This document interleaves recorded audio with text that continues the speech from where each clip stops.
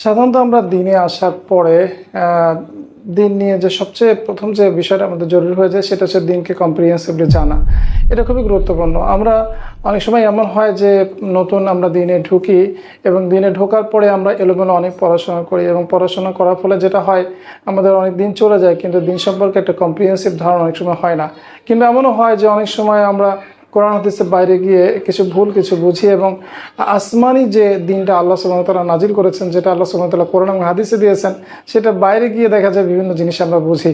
এবং এটা হতে পারে যে একদম বেসিক বিষয় থেকে একদম জটিল বিষয়, যে একটা ভুল আমরা বুঝেই যেতে পারি। তো বন্ধুরা, এর জন্য আমরা চাচ্ছি যে একটা বই এমনভাবে রচনা করতে যাতে করে একজন মানুষ দিনের মধ্যে আসলে সে যেন এট এ গ্লান্স দিনের ব্যাপারে একটা কম্প্রিহেন্সিভ আইডিয়া পায়। এবং এটাকে সামনে রেখে আমরা এই দিন নামে এই বইটা কম্পাইল করি। বন্ধুরা, আপনারা জানেন যে দিনের মূলত তিনটি মৌলিক বিষয় রয়েছে, সেটা হচ্ছে কি ঈমান, ইসলাম এবং ইহসান। এবং ঈমান, ইসলাম এবং ইহসানের এই তিনটা বিষয়কেই এই বইটাকে ধারণ করেছে।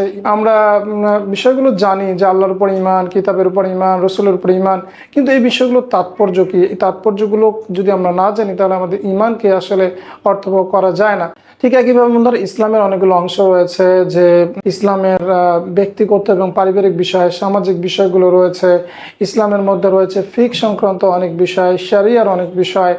একইভাবে ইসলামকে আমরা কিভাবে আসলে এস্টাবলিশ করব, কিভাবে দিনকে কায়েম করব, সেই বিষয়গুলো রয়েছে। ইসলাম এবং পলিটিক্সের বিষয় রয়েছে ইসলামকে সমুন্নত রাখার জন্য যে জিহাদ, সেই জিহাদের বিষয়গুলো। এছাড়াও ফিতনা ফেসাদের এই বিষয়গুলো দিনের একটা মৌলিক জ্ঞান। এই সমস্ত কিছু বিষয় দিনের মৌলিক যে বিষয়গুলো, বিশেষ করে যেগুলো মানুষকে জাহান্নাম থেকে জান্নাতের দিকে নিয়ে যেতে পারে, অন্ধকার থেকে আলোর দিকে নিয়ে যেতে পারে, এবং যে বিষয়গুলো জানা মানুষের জন্য একান্ত জরুরি, যে বিষয়গুলো জানলে মানুষের দিনের ব্যাপারে তার ধারণা স্পষ্ট হয় এবং দিনের মৌলিক যে মূল্যবোধগুলো তার মধ্যে এসে যায়, ঈমান এবং ইসলামের বিষয়গুলো তার কাছে স্পষ্ট হয়। এই সব বিষয়গুলো কোরআন এবং হাদিসের অসংখ্য টেক্সটের আলোকে বন্ধুরা এই দিন নামক বইটা সংকলন করা হয়েছে। বন্ধুরা, বইটা পাবলিশ করেছে আমাদের খুবই পরিচিত এবং ভালোবাসা প্রকাশনী পেনফিল্ড।